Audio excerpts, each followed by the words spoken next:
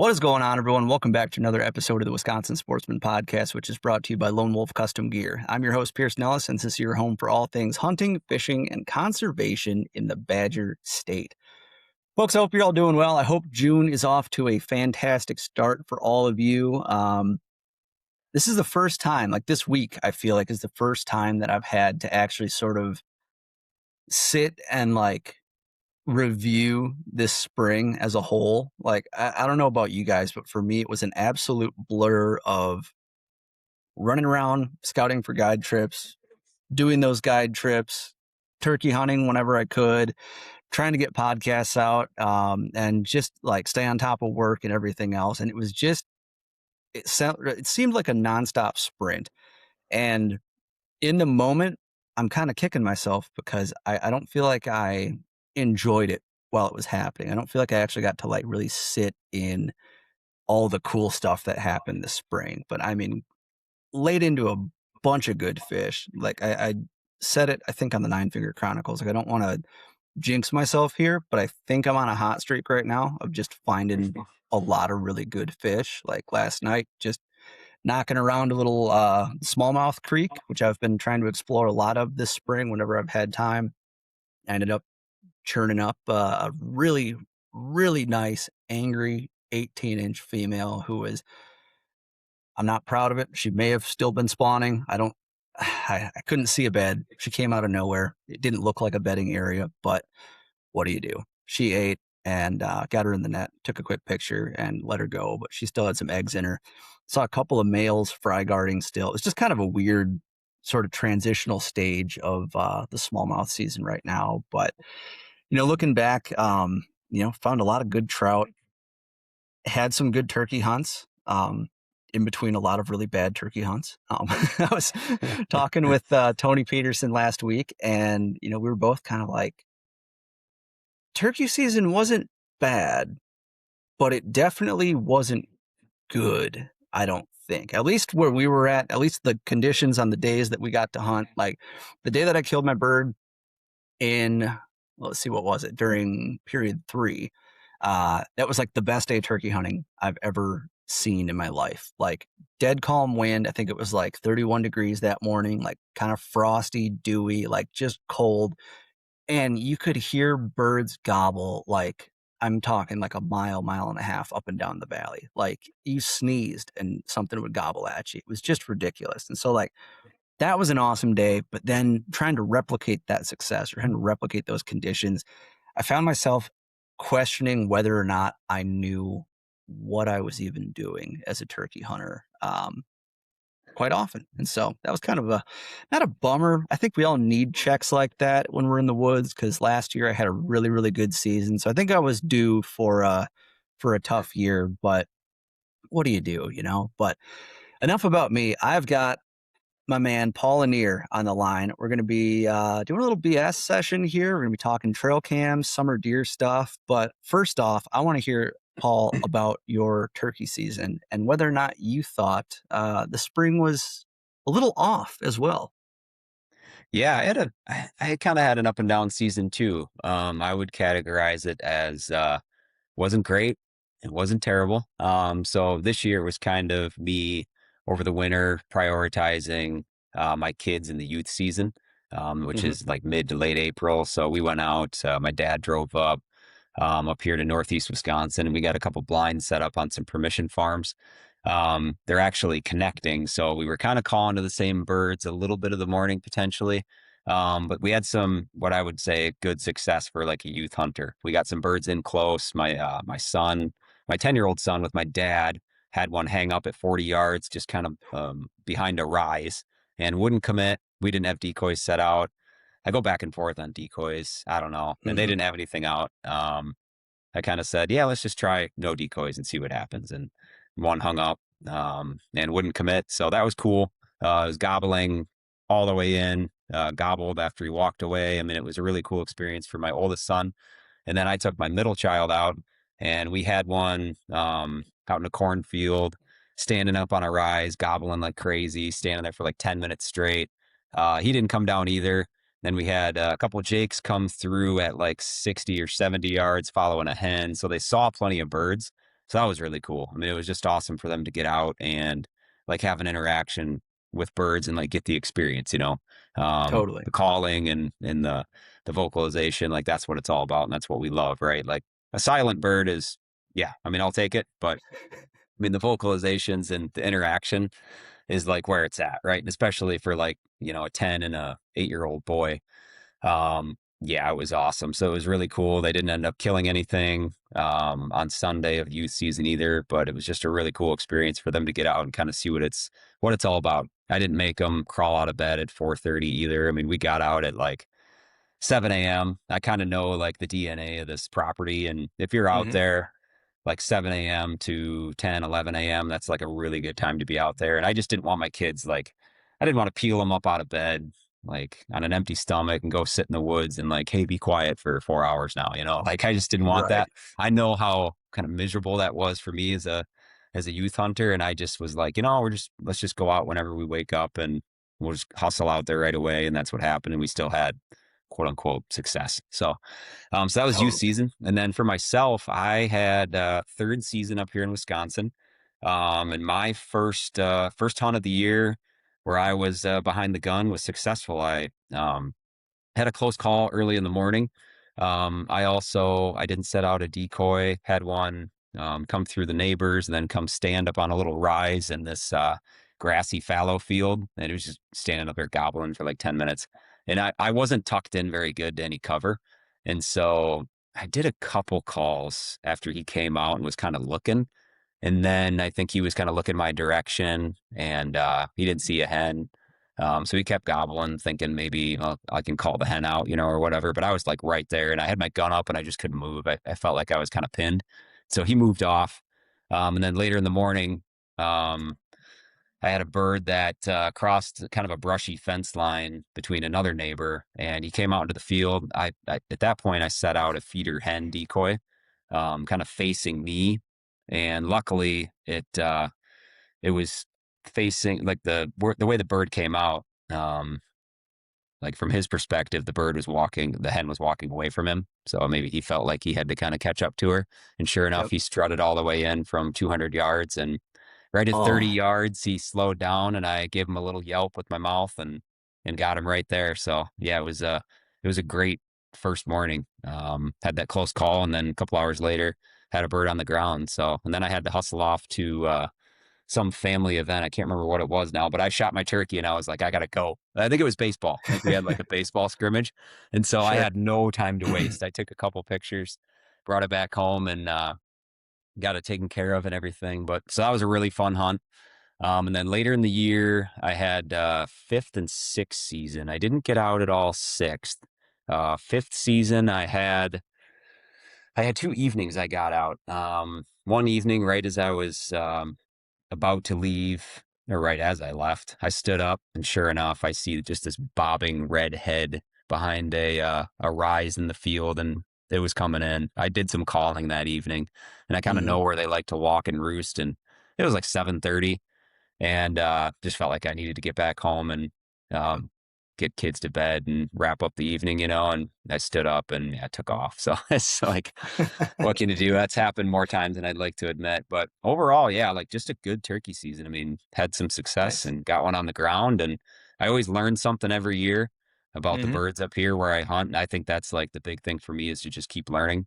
Um, I Totally. did I did track and field for many years in high school and then college as well at UW. And so I just never really had that turkey hunting experience where you just surround yourself with that animal behavior. Yep. Um, Deer hunting, I've always been committed to that and like made the time for it. But with track being super busy in the spring, I could never do it. So now that I'm getting into my peak years of turkey hunting, I'm learning a lot every year, and this year was no different. So it was a ton of fun. Totally. That's awesome, dude. Yeah, I'm right there with you. I didn't start turkey hunting until like right as I was wrapping up grad school. And I I think that's a pretty dang fun addition to the hunting repertoire, I think. Like especially like I don't know, I don't think there's a bad time to start turkey hunting, honestly. No, But especially like once you're old enough that you can go out, you can do it on your own, you can like make all those mistakes, you can run around, you've got the energy and the stamina to yeah, just put on the miles and chase gobbles and all that sort of stuff and figure it out. Like, dude, Man, it's 100%. It's been such a great change of pace. Like, you can be mobile, don't have to be dead quiet until you get a bird. Like, at least in my spot, like I can see a long ways, so I know I can kind of move around and shift and whatnot. And just, yeah, it's a lot of fun. Just a different change of pace and completely different from, freezing tail off in a tree stand, being quiet, grinding dark to dark during the rut. I mean, that's just kind of how you have to deer hunt, at least me yep. anyway. I'm not walking around still hunting and all that. I mean, I'm in a tree. That's just kind of my style. And that's how I can be successful in deer hunting. I can't, I'm not a good still hunter, for Mhm. whitetail, like mule deer and all that. That's kind of how you got to hunt them. And I love that style, but for whitetails, it's just not how I can hunt in hill country and not how I feel confident. So yeah, man, Sure. turkey hunting, it's been a lot of fun. I'm really getting into it and, just like learning about their behavior and a lot of the research that's out there has been super cool to read with like Dr. Mike Chamberlain and Yep. all that research that gets released through those turkey labs and stuff. It's just really cool. They're an amazing bird. And I just truthfully didn't know that much about them until really the last like 10 years, just learning more and more. Mhm. So just a lot of respect for the animal and wanting to protect and conserve them. Yeah, it's a lot of fun. Definitely, dude. Yeah, I remember listening to like during COVID was actually when I started when I went turkey hunting for the first time. And I remember Oh, listening nice. to an episode of Meat Eater or something with Mike Chamberlain Hmm. and him going through like the hat or the clutch success rates, like the hatch success rate, and then like of that, I think it was like 11%. And then of that 11% of successfully hatched poults, I want to say he said it was, and I could be butchering this here, so this is just what sticks in my mind. So don't quote me on this, folks. I want to say he said of that 11%, it was like 7% of them were toms.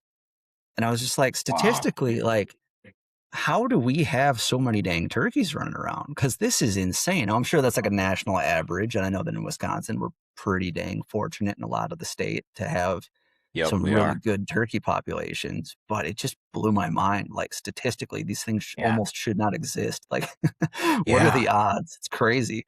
No, But super fragile. Like really, their populations over the course of like the last, I don't know, ups and downs of, 60, 70 years. I mean, it's just crazy. So yeah, we're seeing pretty good bird numbers in Southwest Wisconsin, whether it's been some springs that have helped with weather conditions, maybe people doing more predator control. Unfortunately, I'm like 3.5 hours away from my main property, and there's just so much timber down in Southwest Wisconsin that my theory is there's more coons and possums and there's just more habitat in general. So that maybe contributes to more predator, like nest predators. Whereas yep. up here in Northeast Wisconsin, there's a lot of big like farm country and the habitat is more fragmented and just more farm fields with little woodlots everywhere. And my Yep. theory is there's just fewer coons and possums up here than there would be in Southwest Wisconsin. And so we have better bird numbers in Northeast Wisconsin than I do in Southwest Wisconsin for sure. But the Mhm. numbers seem to be really good everywhere. So I think there's just more awareness too around what helps conserve turkeys and boost populations. And yeah, it's all awesome stuff. Yeah, definitely. The predator control thing has always intrigued me because, like, I grew up, I had extended family down in Iowa who were big, coon hunters and ran dogs and stuff like that. And I mean, grandpa Yeah. would fox hunt back then when there were still a bunch of fox running around, like a huntable population of them. And just Yeah. like how ingrained into that generation's culture. Because I'll still go down there, talk to people my grandparents' age or, even just like a little bit, older generation there who grew up doing it with their dads or whatever it is. And I mean, the Yep. stories they have of just throwing on the headlamp and letting the dogs run and, people didn't Yeah. care about, who was Whose trespassing for the property? most part. It's not Yeah. like today. Exactly. It was just like, No. great, you're killing No. coons. Awesome. Go for it. Yeah, And go, yeah, whatever. yeah. Yeah. No cell cameras, no, it just was Yep. different back then. Yeah, it was different. Totally. Yeah. Yeah, dude, it's the cell camera thing. I still go back and forth with, I love them. They're an awesome tool. Um, especially somebody who's been fortunate to hunt multiple states the last couple of years. Like I use the heck out of them.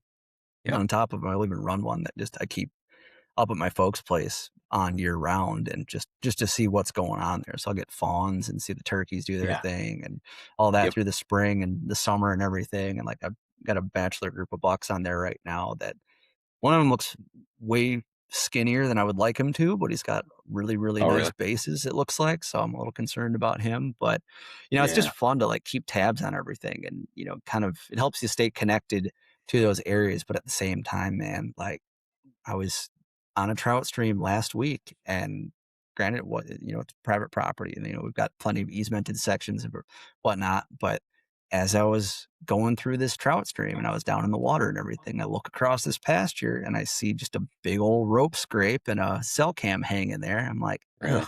like I don't think this thing's gonna pick me up, but I still like I don't want my Yeah. picture taken while I'm trout fishing. And I don't know, Yeah. the almost defensive manner in which cell cams are starting to be used is, and rightfully so. I mean, it's private property, do what you want Yeah. with it. But definitely, we're in just like a weird It's looking over just your like, shoulder at all times kind of feeling era yeah, right now. 100%. It's just like cell phones and stuff. It's like, really? Mhm. You got to have that? Like, do we have to always have that out in front of our faces? Yeah. No, man, I hear Yep. you. And I think that's like one of the big things, like in Arizona, New Mexico, and some of those Western states on public land is why that's one of the reasons I think they banned them, is because it's just like these people out hiking with kids and family and whatever. They walk past like what would be considered a hunting spot and they don't want their picture taken. Like, it's just like, yeah. Yeah, I totally get it. Yeah. We're in an era where it's around every corner. There's like, I'm totally guilty of that. Obviously, working for a cell cam company, like I got cameras on like stream crossings right off like a highway, and it's just like, Mhm. and some of them I kind of hide. Number one, just because I don't want people to see it. Number two, it's just almost like I don't want people thinking, because it's at my parents' property. I don't want my just people driving by to think like, oh, John and Kim like really just want to see everything that's going on out there and have to like have a camera around every corner. Like, I don't want people Yep. thinking that about them. And Right. so yeah, I hear you, man. It's yeah, I kind of feel the same way. We're in an era where it just yeah, they're not going anywhere for sure. Mm-mm. And it's just, yeah, I don't know. There's so much information out there. It's almost like it's kind of too much, but yet at the same time, we all love that info because, like you said, you love having that camera out on your parents' property or whatever, um, and just to see what's going on, like fawns and predators, and then you get a buck here and there, you get a bobcat or whatever it is. It's just it keeps Totally. you connected to that land. Mhm. Like I set some cameras up purposely to get like a good expansive backdrop so that I can see when like the corn is being picked on the neighbor's field way down in the valley, or I can see, I don't know what the weather is that day, or if it's, I mean, I could look up the weather, but it's kind of cool to see like, oh yeah, it's cloudy at mom and dad's right now, and maybe it's going to rain and I should go, have my dad, put some seed down or whatever it is. It's just cool to be connected to the land so intimately through cameras. But yeah, and they're everywhere. And it's good and bad. I mean, I had a situation where I had a neighbor, um, well, kind of of a neighbor, two properties away. Um, he has a camera set up on like a little crossing easement that if like the neighbors don't walk perfectly on the easement, they technically walk on his land. And he was getting photos of them doing that and stuff. And it's like, and I get it. He was kind of upset about it and just like, hey, these guys just bought the property and here they're not like sticking to the easement. And so he just sent them like a kind message saying like, hey, just to let you know, like this is my land, your easement is further down or whatever. Try to stay on that. And it's just like Mhm. it creates situations that we would never know about and probably be better off, honestly, if we just Yep. didn't know about it. It's like, Totally. I don't know. Yeah, like when I was a kid, dude, we would run all over up in my parents' woods, and dude, we for sure trespassed. Like Yep. there is no doubt about it.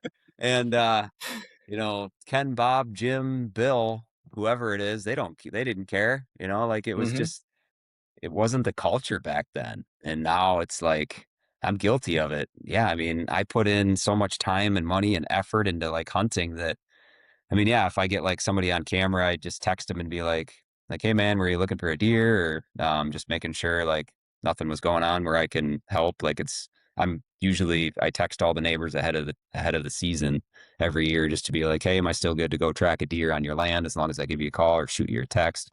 Just don't want to get my picture taken and stuff. And it's just, it creates that atmosphere too, where you feel like, yeah, you have to preemptively tell them like, hey, might be on your land if you give me permission to get your deer. And then, that's a good thing that you're getting ahead of it, which I Hmm. encourage a lot of people to do. But yeah, you're getting your picture taken around every corner.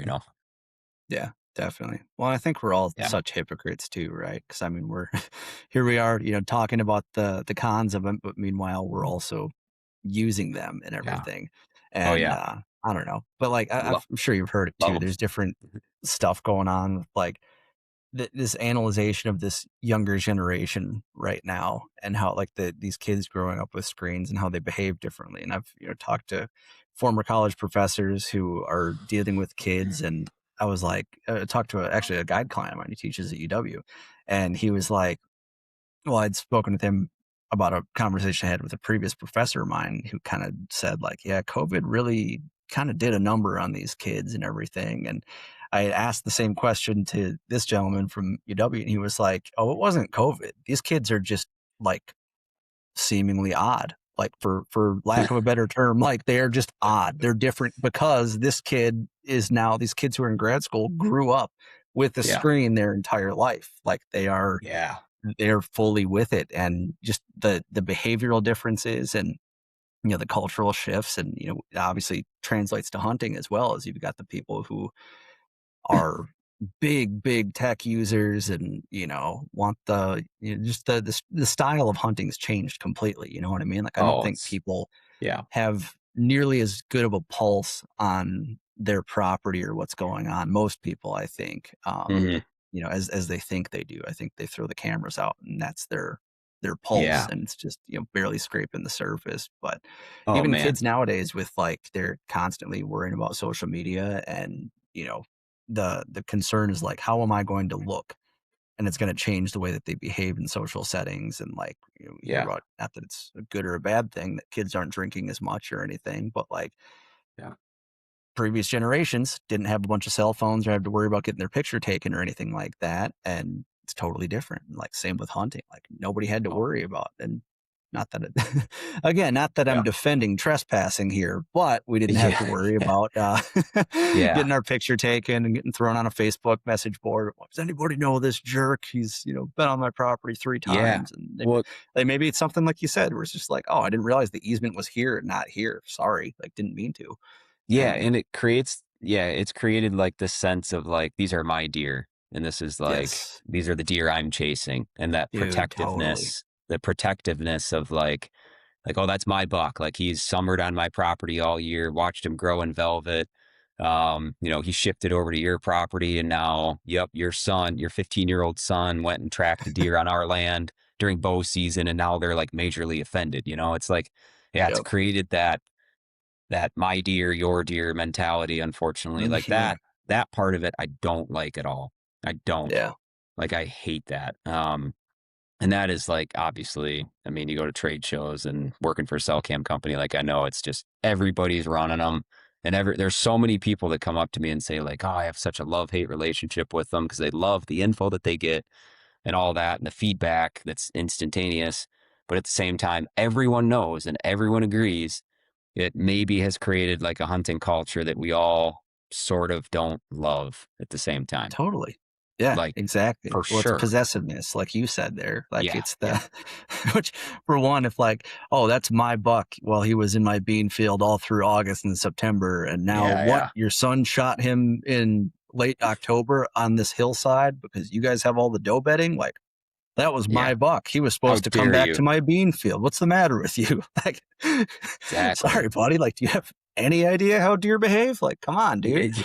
Yeah. It's I know. I know. And it's like, I felt kind of, I fall guilty of it sometimes. Cause like there was a youth hunter Mhm. last fall, close to my parents' property that, clipped a really nice 10 pointer that I was expecting to show back up on the property. And he did 2 days before that kid, hit him.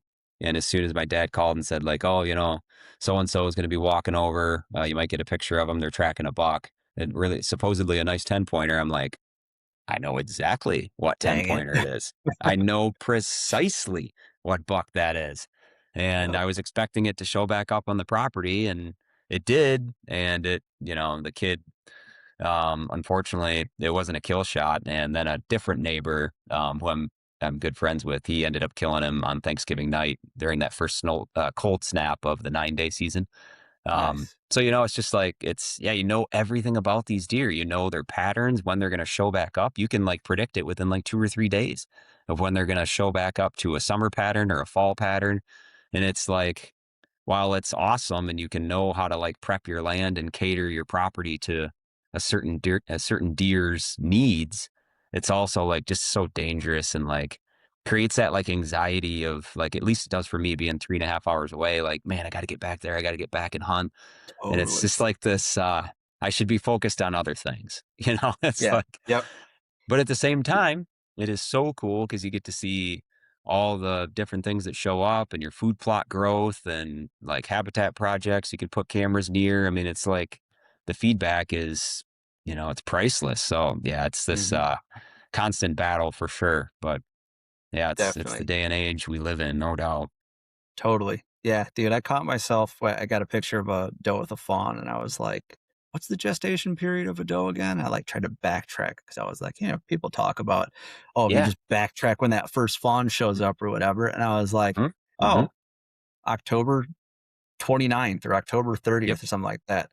You mean the deer hunting is gonna be good in late October? I'm like, "You Yeah. idiot. Yeah. Why did Right. you just waste 5 minutes trying to, like, backtrack that?" Like, you know how Yeah. these Yeah. properties behave. You know the deer are gonna pick up and start breeding in late October. Like, come Yep. on, you have better things to do with your time. But I Ugh, really I like what know. you said there, though, in terms of using cell cams to keep tabs on, like, the habitat status and, like, using them Yeah. for what is the crop rotation this year if you've got a property that's out of state and you're not sure. I mean, usually if you're going there and throwing trail cams out, you're going to know if it's beans or corn. But when are they picking? What's like the leaf cover even in the timber and everything? Like, have the Yeah. leaves dropped off the, whatever it may be? Like, is it wide open all of a sudden? And being able to keep tabs on 100%. stuff like that, dude, that's a really, really great, I think, overlooked tip and like use for cell cams, dude. That's awesome. Are there any other, like, whether it be cell cam things or like I'm kind of been like thinking about just how easy it is to just kind of get wrapped up. Sort of similar into like you hear one theory, you hear one idea, like, oh, here's this formula that's going to lead to because we're obviously all searching for as much certainty as we can have when we go out into the woods, right? Hey guys, I just wanted to take a quick sec to tell you about Lone Wolf Custom Gear. Lone Wolf Custom Gear is as good as it gets when it comes to mobile hunting equipment. Whether you're a saddle or stand guy, public land or private, Lone Wolf Custom Gear has a set of sticks, a stand, a camera arm, and any number of accessories to get you closer to your target buck. To make it even better, everything is 100% USA sourced and made right here in the Midwest. And it's even assembled right across the river in Iowa by hunters who love chasing deer just as much as you do. To build your kit today, go visit lonewolfcustomgear.com. Now, let's get back to the episode. And there's so many things that like hunters can get wrapped up in, and like it's almost like we reach this point of like paralysis by analysis in some sense. Like you read a lot of articles on deer hunting and, deer culture. And you and I have been talking about deer culture a fair bit recently.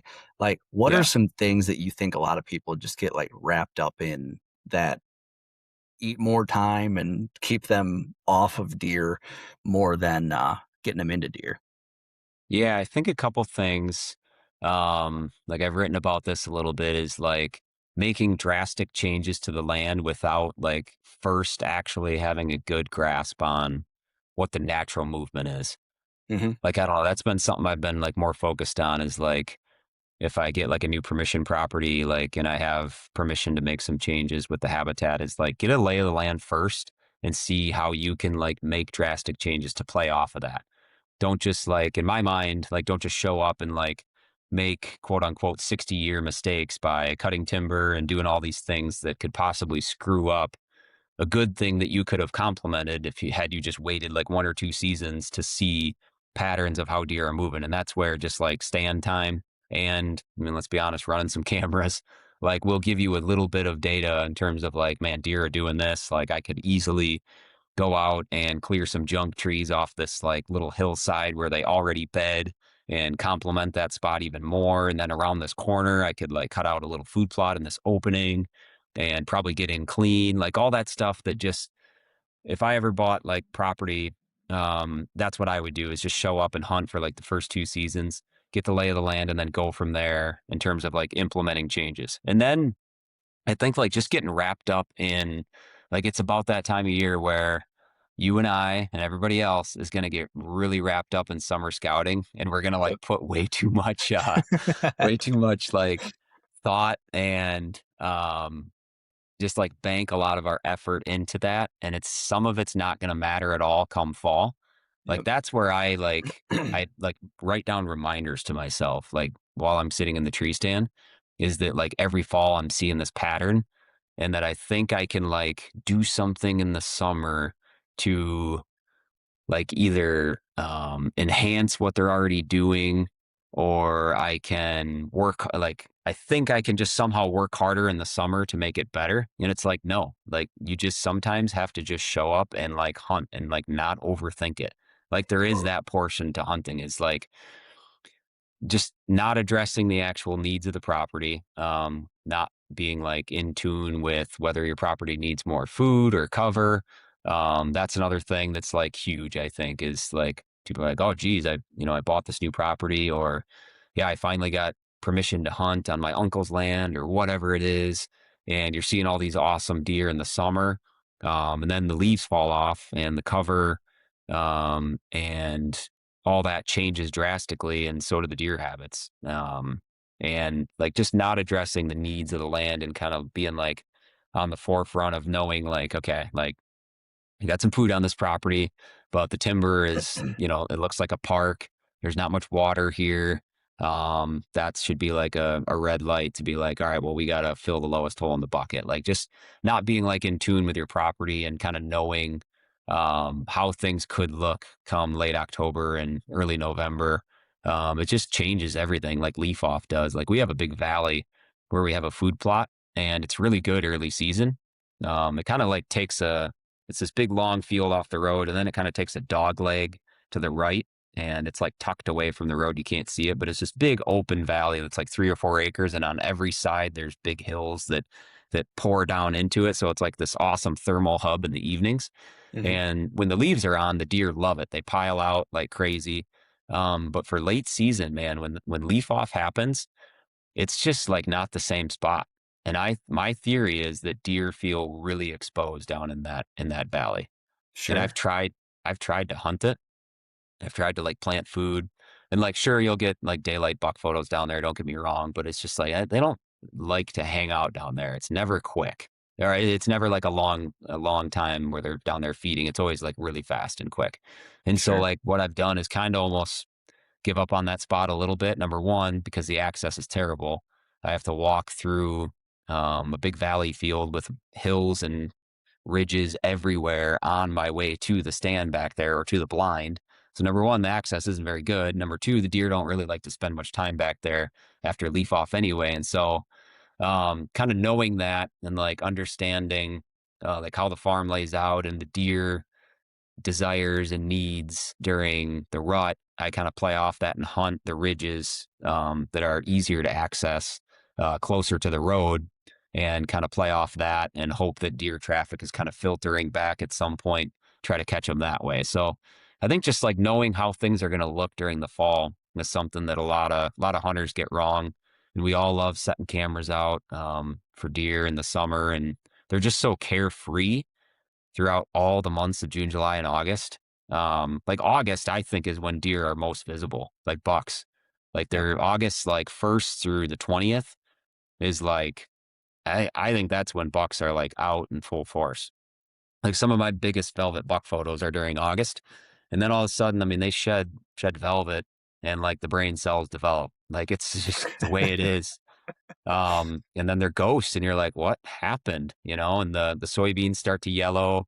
That's another thing. A lot of like when I was a younger hunter, I was like, oh my gosh, this soybean field is going to be just awesome come, third week of September for Wisconsin and all that. And then the soybeans are all yellow for the most part because it's farmer soybeans. Yep. Um, So just like that easy stuff where veteran hunters just kind of like, you kind of remember that stuff or you write it down, you see it from year to year and you just don't get like fooled. It's almost like it'd be like the Cleveland Browns starting out 6-0 during a season and just kind of getting lucky. And you're just like, well, no, that's just not like how they are. They're gonna like go, 7-10 or whatever and miss the playoffs.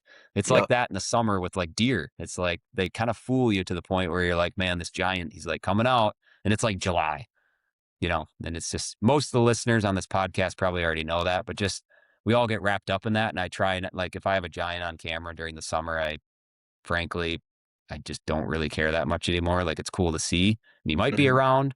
Um, but like I know the DNA of some of the properties I hunt where I truly know they shift off. And if I can't control the habitat on that property, probably going to lose that deer. And yeah, he might come through during the rut, but just to be aware of some of that stuff. And I think like if we want to get into like new landowners or people who are hunting permission farms where they have like truly um the control and ability to like enroll in like government programs or something like that. Like that's another Mhm. thing if I ever own property, I would be pretty patient with in like not enrolling in some government programs right away to see number one, what I want to do to the property without any limitations.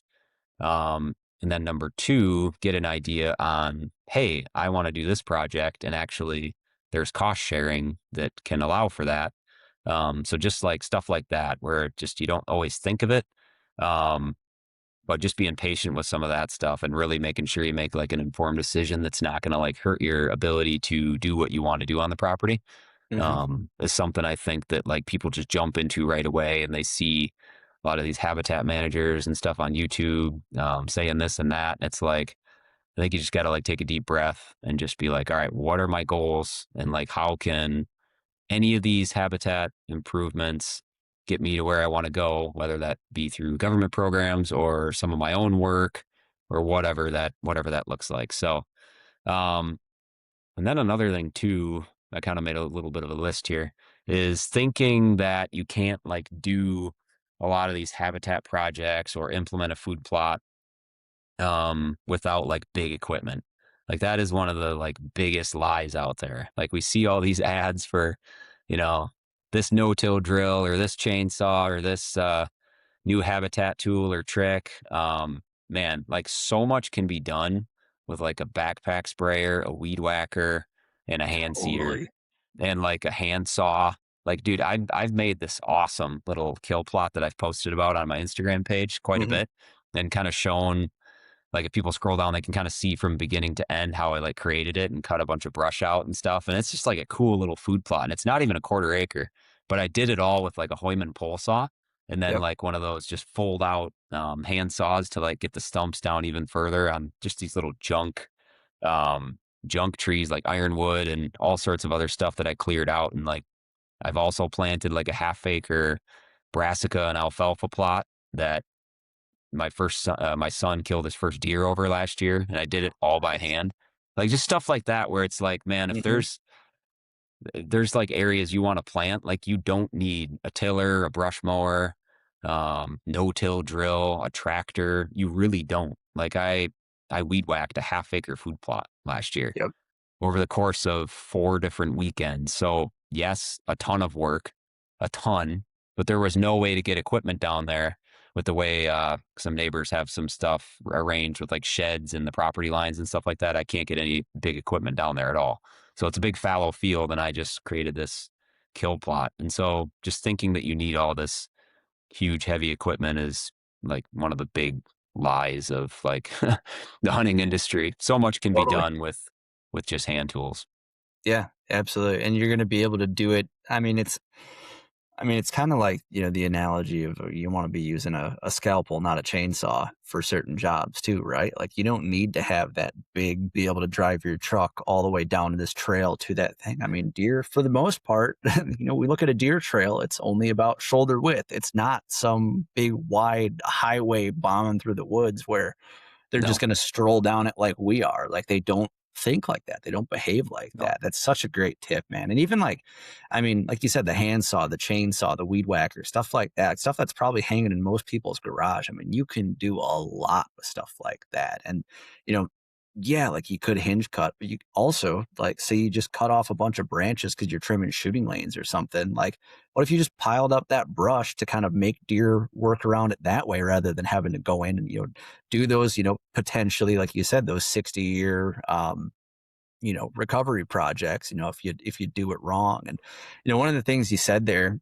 aside from, I need to touch on the Browns analogy because that was absolutely spot on. And I think we've all had our target buck blow his ACL midway through the season and be just gone. So, but dude, like a lot of what you just said there was like, it's so, I mean, just minor changes in like the habitat, like you said, the leaves falling off, or the ag being cut, whatever it may be. It's stuff that happens year round, but it makes such a massive difference in how the deer move and where they feel secure, and the way they like to do things. And you know, I really like what you said there too about how starting the year or giving a property, especially if it's new, like 1 or 2 years to kind of develop, so you can really get a feel for like, okay, this is how the deer use it. This is like where my time is going to be better spent. And I think it's kind of like the best hunters scout more than they hunt, right? Like we're Yeah. scouting not just for that deer, but we're also scouting for the entire property and what the future of that's going to look like, right? And I mean, had a farm that I was hunting last year that had a bunch of big bucks, but guess what? They lived in standing corn that wasn't picked until November 2nd. And at that point, it Yeah. was just a crapshoot. And I was, Yeah. starting to panic about my rut slipping away and everything. And, those bucks would show up every night on camera, but it was down in the creek bottom and they showed up at 9 p.m. or just Yeah. after dark. Like I never had a single daylight picture of them. So then trying to zoom out of that when you've just got a sea of corn and a sea of ag, like, okay, I What are you realized gonna very do? quickly that there's good deer in there, but after throwing a bunch of sits on it, it wasn't really worth the time to, try and figure out and backtrack and everything. You're better off to just pick up, especially on limited time, pick up and find a better spot that's going to hopefully produce quicker. And like a lot of these things, like you said, are people look for the easy way or the quick fix. They see all these YouTube, land managers and stuff, and they think to themselves, like, oh, well, I need to hinge cut. Like the bedding must suck in here. Like I need to hinge cut and create bedding. Like, well, there may have already just been bedding on the next point over or just in a Yep. different area that you didn't realize. And, you might be Mhm. trying to create habitat where you don't need it. Like you might be creating it there and then your access Yeah. sucks. Whereas they were bedding, perfectly fine in some weird little draw in between two cattle pastures or some CRP that just because it didn't look like what we see on YouTube or what we see on TV or, in Mhm. social media, whatever it is, because it didn't look like that, we think there's something wrong with it or it can't be right. And Yeah. Man, taking the time to 100%. figure that stuff out is, I mean, that pays Yeah. dividends down the road and saves you a heck Yep. of a lot of work too on top of it. But and For like you sure. said there too about the beans, like, oh yeah, in Wisconsin, our beans, if they're a farmer's beans, they're brown by September. Yet everybody Yep. sees the videos of guys, that big, crazy, 2 foot wide blood trail just painting these green soybeans and everything. It's like, well, Yeah. that was a patch of beans that was planted much later than what the farmer did. And nobody tells Yeah. you that. Nobody, keys Exactly. in on that. And yeah, it's like, oh, well, Yep. they're in a picked cornfield. Yeah, that wasn't a picked cornfield. That was a mowed cornfield. Like, Yep. come on, let's looking a little Yep. bit deeper in that. But yeah, For what do you sure. do? What do you do? Yeah. And one thing, like, too, going back to cameras, like, a little bit and just, like, Mhm. hunting a property over and over again, it's something that I've picked up on is, like, um, whatever, like so we have a property that's, like, split by a road. It's all contiguous, but it's split by a road, and one side of the road has basically one deer herd, and the other side has another. It's kinda cool. It's weird how they don't, like, cross the road that often. Um, Hmm. but on one side of the road, whatever big buck is over there, we kinda, like, know like, not that they just run in, like, circles and, like, do that during the rut, but it's kinda like that a little bit. And, Mhm. like, you can like, last year, I had a close call with what I think was, like, one of the most mature bucks on, like, that side of the road. He caught me climbing up into my tree for my second ever saddle hunt, and I couldn't get my arrow knocked in time, but he was under my tree at 25 yards, and I would have had him had I just got set up 10 minutes sooner. Hmm. He'd be dead, but I think he would be anyway. But anyway, like whatever big deer, whether it's him or a different one this year that's going to be back on that side of the road, like they just repeat and like they kind of like if I would have killed that one, whichever big one is going to show up this year would have filled in kind of that pattern. It's the craziest thing. So on that side Totally. of the road, we don't lose bucks to a fall shift. And whatever mature deer is over there kind of follows what the previous mature deer did on that same side. It's the Hmm. weirdest thing. And like Dude, it's I just love that held theory. true. Yeah, it's held true for like the last 7 to 8 years since I've been running cell cams like really heavily. Hmm. And so I can just basically like truthfully, I would never really need to run cameras over there again because I kind of know like what the deer are going to do. It's just a big ridge system of like 4 or 5 different ridges. And I kind of know that like when I'm over there during late October or early November, like I'm in the game. Like I am in the game. Even if I don't have them on camera like that often, like I know they're going to come through. It's like it's a property that just holds deer in the fall. Yeah. I think number one, because of like a visibility standpoint, the deer bedding just off the ridge can see down into the valleys and they can see us approaching tree stands too, unfortunately. But if they're in certain other areas and you get in clean, and like hold tight because they're there, like they're close. Like that's the one Mhm. thing too, like with cameras, it just gives you that promise and that knowledge that like, and these deer are like right here, like they're close. Even when things are dead and the rut is like rocking 2 miles away, your buddy's texting you or he just slayed his giant, whatever it is, like it's gonna break loose and the deer are close and you Yeah. just have to grind it out. Like that's one thing. It's just like if you can, like just keep going and keep going and going and going. That's the only way I know how to kill deer is to just Hmm. keep hitting those high percentage spots during high percentage days to try to get those encounters. And like that's all you can do is like parse it down to this is a good spot and it's a good day to hunt. The weather is there. They've been showing. And that's all you can do is just plop your butt in a tree stand and just wait them out and do the best Yep. you can. Like that's how I know how to hunt. And but just like picking up on little things like that, like specific deer behavior on specific properties and kind of knowing generally like what they do, it can help you. And like I guess the devil's advocate to that would be like it can also hurt you too. If you just keep hunting those same spots over and over again, like there is that um like geez, you gotta change things up and like surprise them a little bit in some of these locations. Like there is something to that for sure. Um, but I don't know. I got spots that I've analyzed and scouted and hunted. And I kind of got like those 7 to 8 spots where it's like, man, this is like November 5th, sit right here.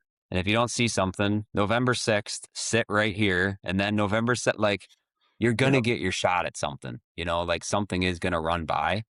Like the more I hunt, the more I kind of do adhere to like that theory of and just keep marching right back to that stand. Like just keep something's gonna come by. If Yep. you got the wind and you got the weather and all those other factors lined up and it's just that money spot, like I would tell people sometimes like don't overthink it. I mean, it's fun to stay mobile, but if you got a private property that's dialed in and the deer, I mean, you kind of got it made. You just got to keep going during high percentage days. Hmm.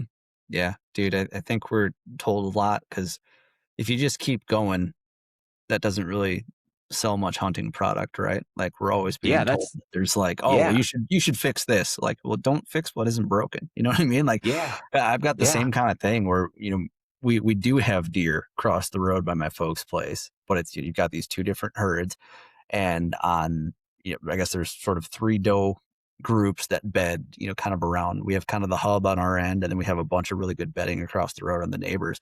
And if Nice. it's a south wind, they run the loop this way. If it's a north wind, they run the loop that way. But those bucks, like as soon as the rut starts heating up and that pre-rut starts kicking off, dude, it's like this is the point you need to be on. This is where they're going to cross through. And like, you've got those areas where like, yeah, like it's kind of a toss up of whether or not he's going to go right down that trail. But for the most part, they're going to be moving within 50 yards of, a couple of these pinch points on that loop. And if you can figure that out, like, don't Yeah. overthink it. Just, you No, need to get your butt in the exactly. It's stands, like man. yeah, I mean, it's like a football play, like the Seattle Seahawks and Patriots Super Bowl back in the day where they should have gave the ball to Marshawn Lynch on the 2-yard Yep. line. Instead, Russell Wilson threw a pick. It's like, well, it's kind of that same thing. Like sometimes just make the move you think you should move. Don't overthink it. Like just keep going to those same things that are working for you. Like, I mean, it's fun to like change things up and like sit a different stand for the scenery or like to try to learn something new. Like, I'm not saying that's like a bad thing at all. Like, Hmm. I have a couple spots like that that I really want to sit, but I know, or I think, I shouldn't say I know, I should say I think they're a little bit lower percentage spots. But I really want to sit them to kind of like find out, but I just don't have like the Totally. time and the days to be able to kind of waste, or to Hmm. try to maybe waste and do that.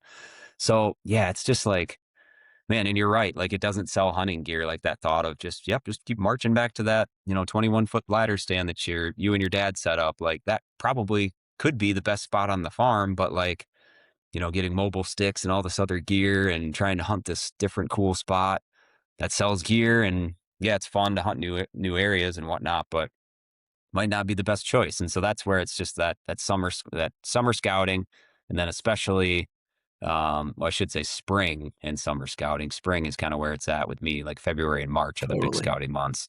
Yep. Summer can be if you're still kind of learning a farm, but and then just hunt, and then scout more than you hunt if it's a property that you're still trying to learn throughout the fall. Like if you're out there scouting in September and parts of October, even mid October, man, I mean, I don't know. I don't think you're going to A lot of spook deer out of the answers. county.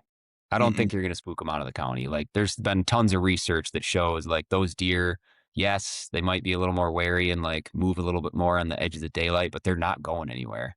Like they're Right. not. You're not spooking them way off the property. You're not Hmm. doing that. Like most research has shown that. And so they'll be back. Like dive in there and run around and do your scouting. Like Totally. whether you do it on a UTV or a e-bike or there's whatever, Dude, whatever even the just deer are carrying the used. chainsaw, something that, it doesn't Yeah, seem like a you, tractor, it's, a yeah, tractor. Like Bill absolutely. Winke. Bill Winke's done a bunch of episodes where he like drove into his hunting spot on a tractor because the deer are used to it. Yep. Um, it's like I don't know. I think we put too much stock into that sometimes too. Hmm. Give deer a little bit too much credit sometimes, and then in other areas we don't think like they do, and we don't give them enough credit. Yep. That's what makes it such a fun game and so tough. It's like when you kill a deer, man, it's something to be celebrated because there's just so many things we don't understand that we think we do, and yeah, that's what makes it awesome. Definitely. Well, and it's so much fun too, because I mean, if you're somebody who hunts public and private, like it's just two totally different headspaces to be in, right? Like Yeah, nobody's driving their truck, or I think most of us can relate to, like, you pull up to that private lot or the public lot, excuse me, and like we've all thought like maybe I should just park further down the road and like walk in so there's no like gravel popping while I drive down to this spot if there's a weird yeah, road to get down there, or like shutting the door quietly or whatever it is, just to try and like give the illusion that like, oh well, like as long as they don't hear me slam my door, maybe that'll just put some slight, stack of cards in my favor or whatever it is. And, yeah, yeah.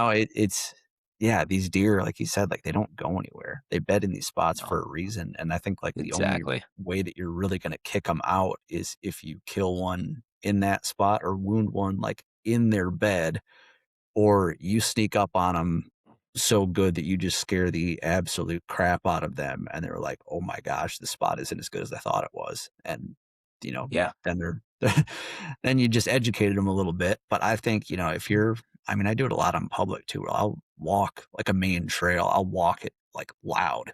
I don't care. I yep, will literally walk it loud. Or in this one river bottom piece where there's a bunch of duck hunters, like headlamp is on, I'm walking the fringes just like everybody else, and giving the illusion that I'm a duck hunter. And until I'm close to where I want to get, then I kill the light, then I get quiet, then I try and slip into a tree where I know I need to Yeah, be. But it's like, yeah, make all the noise over there so they think the noise is over there. And you can do the for same thing sure. on private, right? Like, I mean, like you said, going Yeah, with the UTV or the tractor, whatever they are conditioned to respond to or survive despite, that's what we need to be trying to imitate if we're, trying to get in and yeah. do that stuff. How did you like running the saddle on private this year and being able to kind of have that little bit of leeway? Because it's like a slippery slope, right? You can almost get Mhm. too mobile where it's like, well, I could go down there. Why wouldn't I? I've Yeah. got this saddle now. Or you fall back and you're like, well, I could bring the saddle in, but I know this stand's produced for me in the past. Like, what was the balance of that like for you this year? Dude, it was a ton of fun. I only hunted out of it 4 or 5 times, but so the hunt was referring to where I had that deer come through at like 25 yards when I wasn't settled in quite yet. It Yeah. was only 10 yards behind a traditional hang-on set that's a really good spot. I just needed to change something, like how I sat in the tree is all I needed to change. I just wanted a different style. Like that's Yes. it. I just wanted to like give this a go and be like, you know what? Like I just need to look at a tree in a set of woods in a different light and like just do something different. And it was super refreshing. It was Totally. awesome. So I think I'm gonna really love it. Like I haven't made the decision yet if I want to like tear down some hang on stands and then just leave some sticks up and then Mhm. take my saddle and platform and just hunt out of that area. I haven't really made that decision yet of what I want to do, but I'm gonna love it. Like I really like the ability to swing around the tree and hide. Like that deer had no idea I was there, and I Yep. was like swinging around the tree as he's coming, like trying to get my bow pulled up, number one, and like get my release on because I didn't want it clanking because it was only my second or third saddle hunt, so I didn't want any extra noise.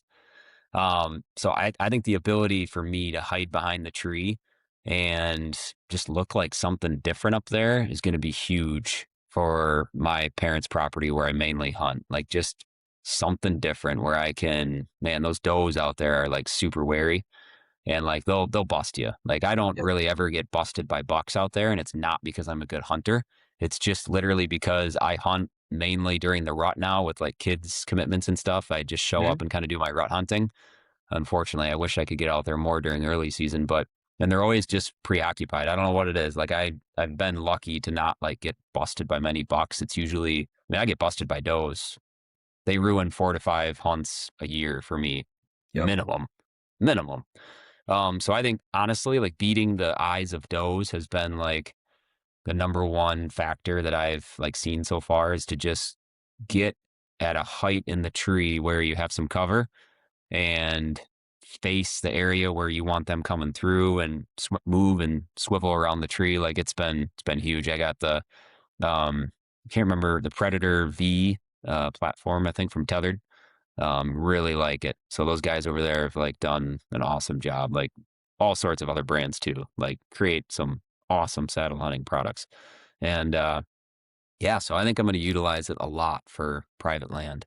Heck yeah. I'm super excited to keep perfecting like my timeliness of like getting in there and like getting settled pretty quick and just like some cool areas that like some gnarly trees right off like field edges that are like small and you would never be able to get anything else in there, but you can get up 4 or 5 feet with a saddle Yep. and like find a little window in the branches to make a shot. Like dude, you talk about like surprising deer. Like that's the stuff that I'm excited to do is just get Totally. into these nooks and crannies of the properties that I hunt that I've never been able to like open my eyes to because I haven't really had the equipment to like, okay, well, I can't hunt that tree because of the way it leans and the way it looks and all these branches. But with saddle gear, like it changes the game completely.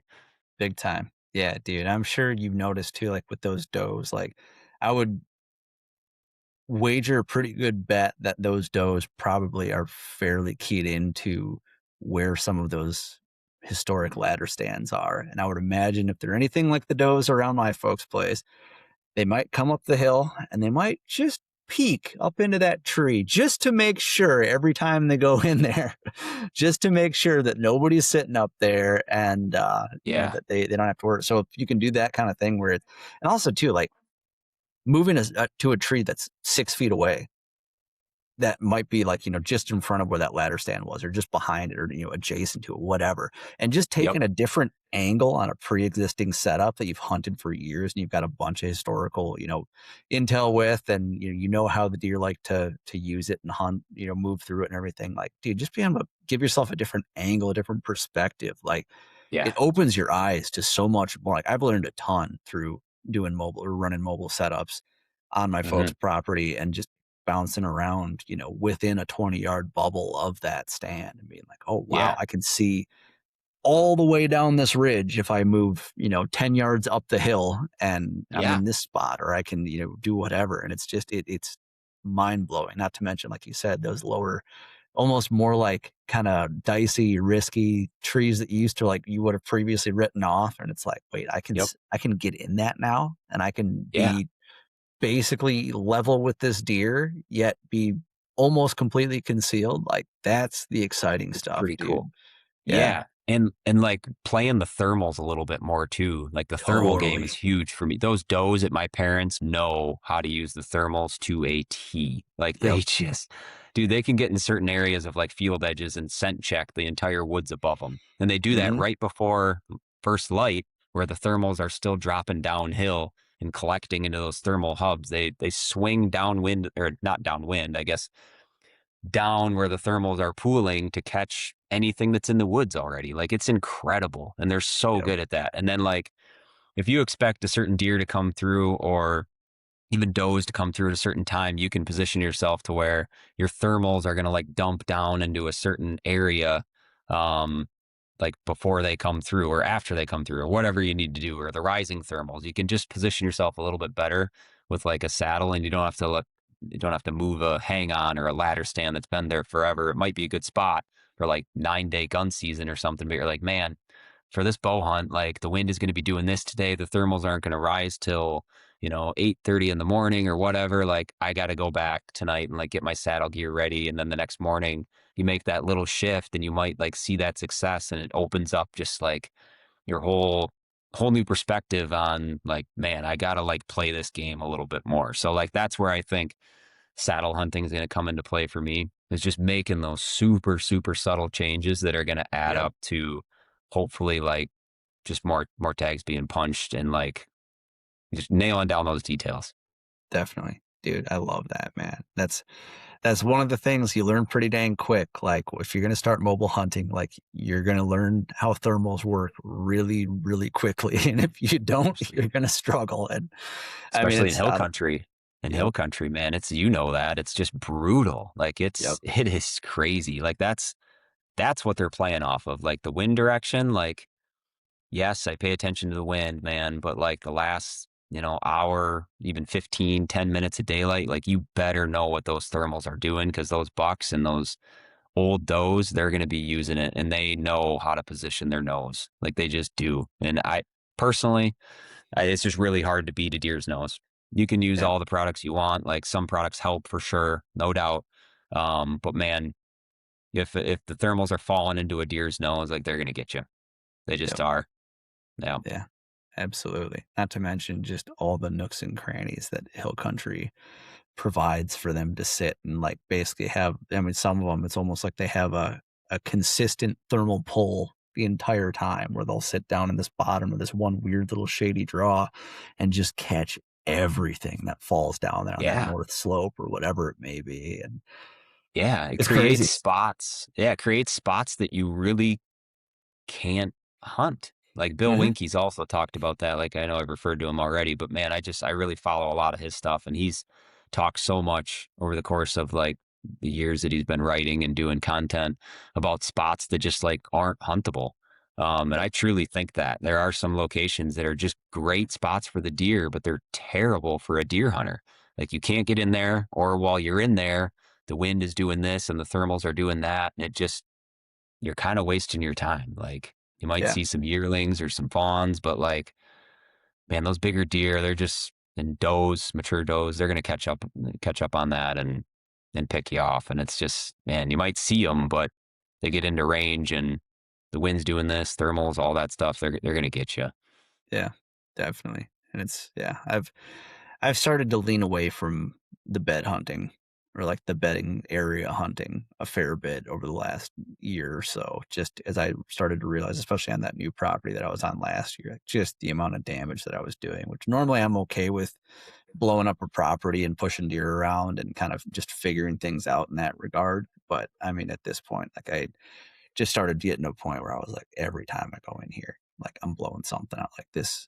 I'm starting to accept the fact that this might actually not be a huntable system here. Like it's kind of a Yeah. weird north facing slope with a kind of like a, it's not even like a bluff, it's a bluff, but it's like maybe 30 feet high. Like it's not a big bluff whatsoever. But those Yeah. deer can sit up on top of that thing and just see everything. Like they can see Yeah. 600 yards from on this bluff. And it's just insane. I'm like, there's no way Isn't I'm that getting in crazy? here. There's Yeah. No. absolutely no way I'm getting in here. And No. there's plenty of No. sign. There's some nasty rubs in there, but I'm How not do you getting get in? there. So, Yeah. yeah, No, exactly. exactly.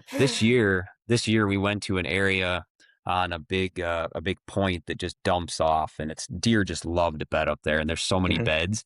And I told my dad to go like stand where we have like a tree stand, and I'm gonna like get down at deer level and kind of see what I can see. And man, they can see forever. So it's just one of those spots that I'm kind of having to like reconsider, like, man, how do I do this? Like, how can I get in here without these does picking Right. me off? And like one thing I've been doing more and more is like putting cell cams in an area where you get a picture, like potentially like in a bedding area, maybe not, but just like get a picture in an area where you can play off of that, where if you know a deer is here, um, like the next morning or later that day, you can be like deciding, okay, like I'm gonna go to this general area because I know if I get a picture here, sometimes they come through this way or whatever. Like you can play off of that some, right?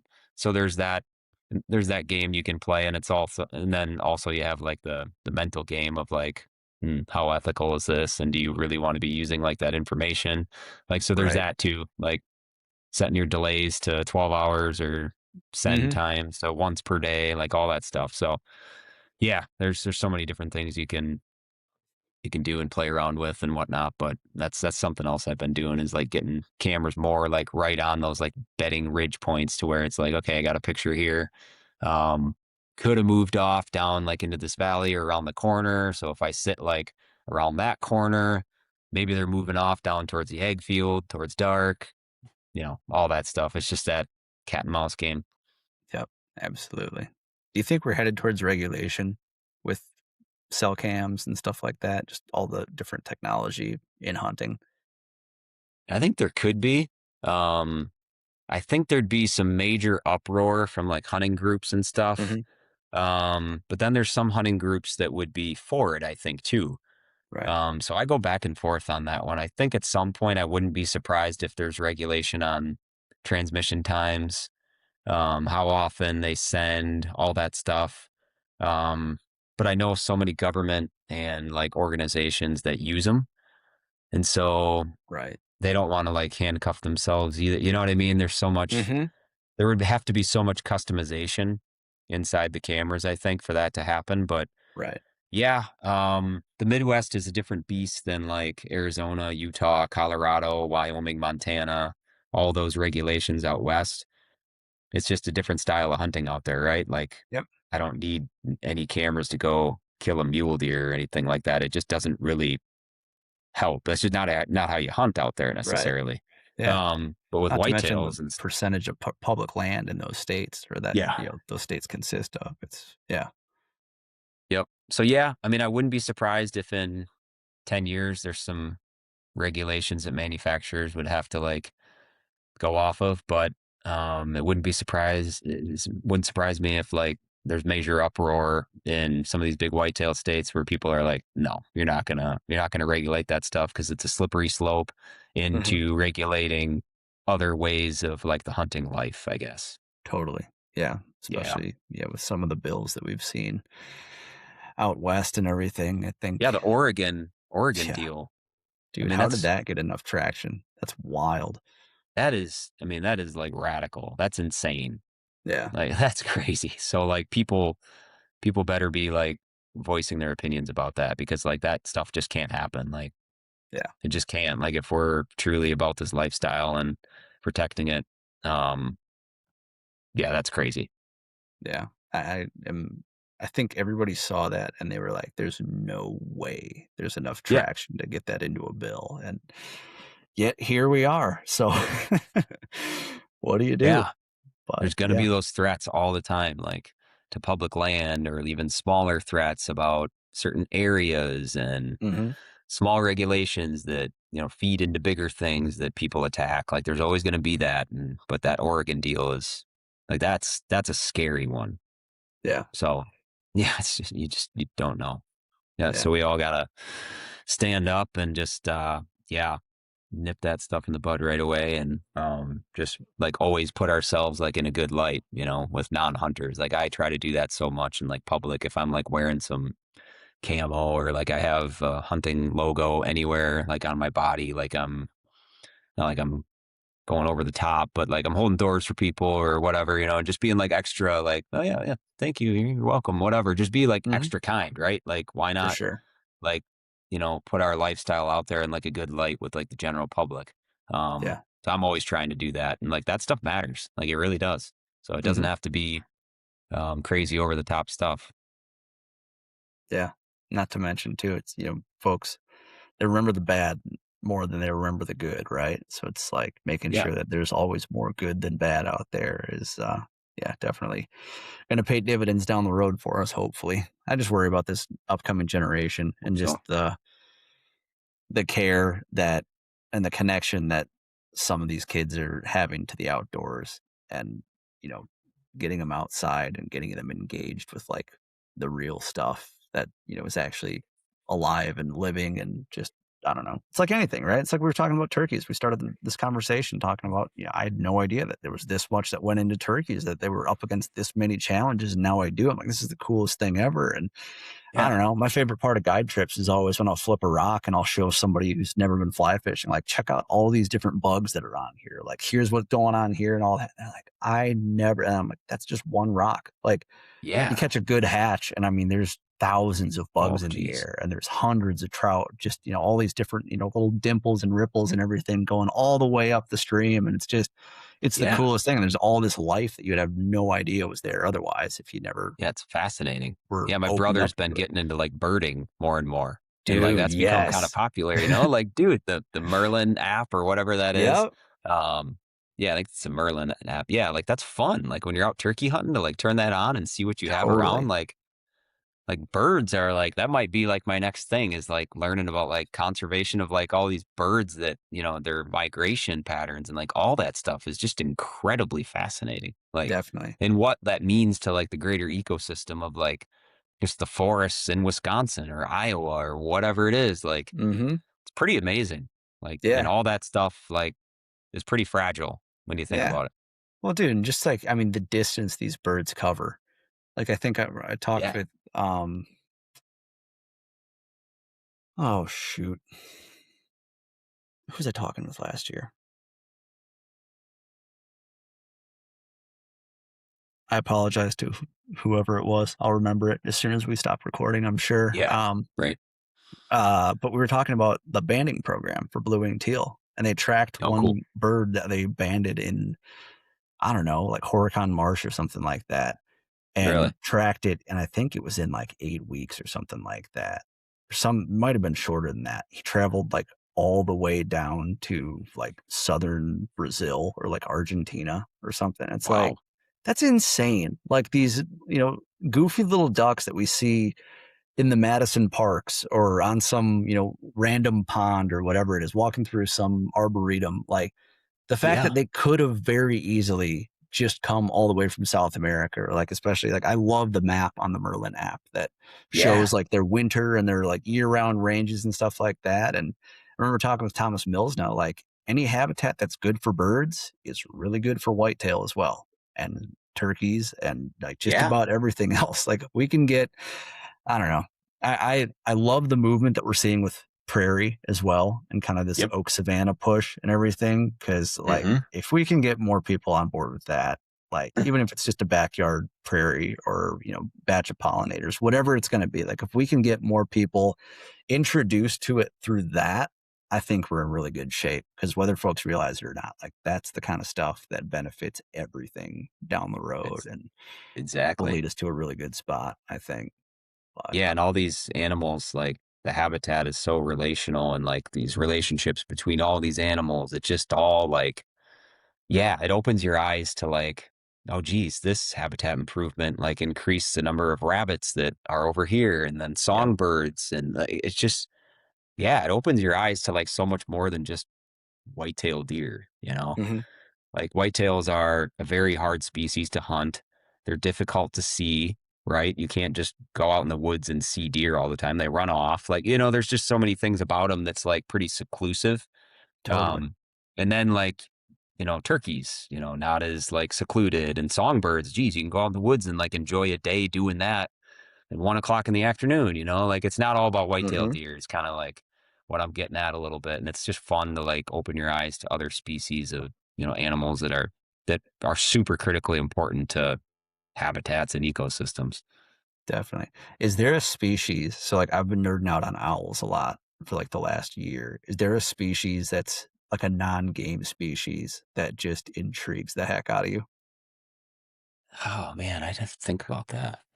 I mean, well, like they're a game species, but like bobcats, Totally. like not, and it's not a bird. We've been talking about birds, but like Hmm. bobcats, I'd say are like really intriguing to me. Like Yeah. Same. especially just like, yeah, like their population rise in Southwest Wisconsin, just because that's what I'm familiar with, has been like huge. Feels like I mean, I get them on camera all the time. Hmm. Just like learning more about, I need to like spend more time learning about their behavior and like the habitats they thrive off of and all that. Like I'm super intrigued by bobcats. Same. Yeah. So that's like, I need to like dive into that more. They're Absolutely. cool. They're really Yeah. cool. They've got Yeah. that mystique to them. They It's do. yeah. Yeah. They're reclusive animals that like, you don't really I've never seen one in the wild yet, which is crazy. I spend a lot of Hmm. time in a tree stand and I've still never seen one, but Right. I have buddies that have seen little kits and adults walking around. So that's cool. Yeah. So they kind of intrigue me. Definitely. Yeah. Yeah, I've been trying to get one of the state fur bearer specialists on, and I haven't been able to get Oh through to yeah. them. So anybody listening, if you know somebody who knows the heck out of bobcats and coyotes and fur bearers and just how they relate to everything else in an ecosystem, shoot me a message because that needs to be an episode hopefully this year Yeah, that here. But sounds like a fun episode. I'll have to look into my Gmail and see if I have the contact info for one of the big like predator specialists because we had sure. a mountain lion on camera Oh, like sweet. 4 years ago, and Yeah. they drove out to the property and did measurements next to the trees and looked for footprints and stuff. So I'll dig No around and see way. if yeah, I'll see if I still have his email. I'll let you Dude, know. heck yeah. That'd be awesome. Well, dude, we've been going at it for over an Yeah. hour here. I know I'm in the middle Good of your stuff. workday here, and I appreciate you taking time out of the day. Um, Give us a quick update before we wrap up here. What do you got coming up with Yellowstone AI? What can folks expect to see out of your guys' office here? Yeah, so a lot of big things. We got new data plans dropping within 1 to 2 weeks. Today's June 3rd, so hopefully within 2 weeks we got new data plans out there. A Sweet. little bit lower, more competitive. Got some cool add-on features that I can't quite spill the beans on yet. But so we got data plans coming. Working on a new website that's going to look really sharp. I got some great content coming down the pipeline. So just a lot of cool things kind of coming together for us. We're working with some people to help get the word out and get some content going. Working to get our dealer network built up. So yeah, it's going to be a really good summer. Still a ton of people who haven't heard about us. We're still small up in Sturgeon Bay, Wisconsin, but if people are up in Door County, swing on by. We're down on North Third Street, just across the main bridge there. So stop by in the office. We'll chat hunting and talk trail cams. But yeah, some awesome stuff going. We got some really good momentum.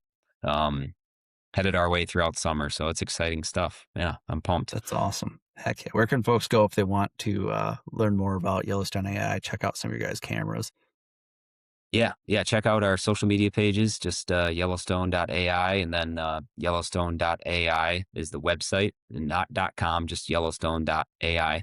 And you'll see all of our products there. Y2 camera is kind of the flagship one, headed into summer and fall 2026, and then working on some stuff beyond that. But yeah, check out the website. Got all sorts of cool resources there, questions, and yeah, the best thing about our product is like it's super simple to use, lifetime warranty.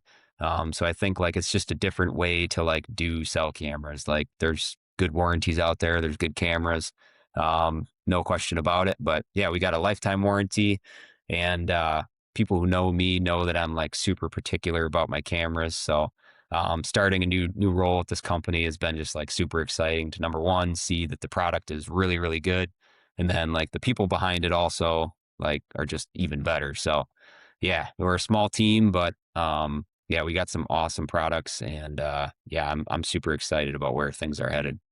Heck yeah. That's awesome, dude. Last but not least, if folks want to follow along with you and your summer and your deer season and everything, check out some of your excellent writing. Where can you direct them? Yeah, so my Instagram is kind of where I'm like most active. It goes in spurts of being active, but depending on what I got going on in my personal life. Right now, I'm not very active because I all sorts of kid stuff. But Paul Annear _hunt is my Instagram, and then yeah, I got a lot of articles there in my link tree in the bio on my page. But do a lot of writing for Mossy Oak, some for deer and deer hunting, Drury Outdoors. So still kind of staying active in a number of different places, but hard to find the time during this time of year to crank out a lot of content, but Yep. those are some of the main players where I'm doing a lot of my writing. So always appreciate people checking out my work, and yeah, send me a direct message if people have questions about stuff that or just want to chat deer hunting. Like I love that. So yeah, Heck yeah. it's fun stuff.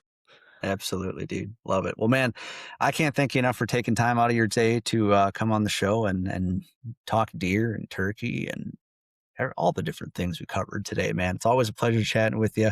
Hopefully, I'm in the works of planning a little trip up to your neck of the woods, maybe to Little Sturgeon Bay, with a buddy, do a little bit of fishing this year. But Ooh, if we make it let's up do it. there, we'll Yeah, definitely have to shoot up to the big Sturgeon Bay and drop by yeah, the office or something. So I'll be in touch about that. But dude, for seriously, sure. appreciate your time and look forward to the next time we chat, man. Talk soon. Thanks, thanks, Pierce.